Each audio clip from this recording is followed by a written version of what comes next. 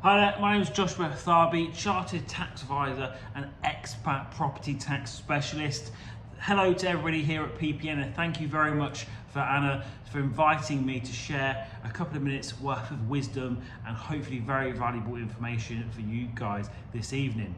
So I'm actually based in Dubai at the minute, so I head a little bit every day in the UK. So the first thing to really consider when investing in property, even from a tax point of view, is definitely making sure that you get your structure right.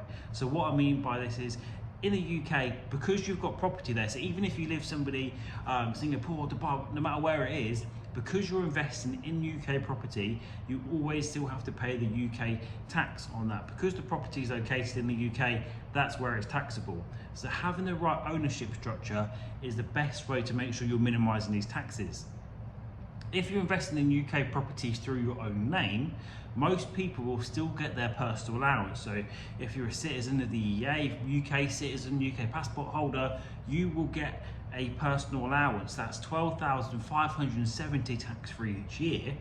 So if you've got property income, that basically the net profits of your property business fall within that band, you won't pay any tax at all. It is important though to make sure that when you're a non-resident landlord, you do comply with a non-resident landlord scheme, and basically that means your tenant has to deduct 20% of the rent and pay that over to HMRC or your letting agent, unless you've applied for gross payment status, which is relatively easy to do so, and then you just pay your taxes yourself at the end of the year. So that's for in your own name. Of course, as you go up above the personal allowance into the higher rate band, that's when you pay 20% tax, but it's still pretty tax efficient. And in your home country, depending if you are paying taxes, you will usually get a tax credit for that. But for a limited company, how does it work? So with a limited company, especially if you're purchasing property through a UK limited company, it will pay corporation tax on the profits. Now you've got the 19, the 25% bands. I'm sure you're familiar with that. If not, check out my YouTube channel. We've got loads of content on that.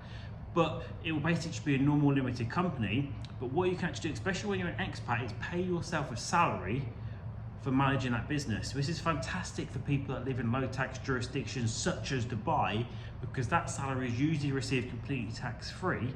So effectively can usually wipe out a lot of the profits in your property business. Of course, it depends where you're investing. If you are investing overseas, places like Dubai, but as a UK resident, of course, these problems and these situations are basically the other way around.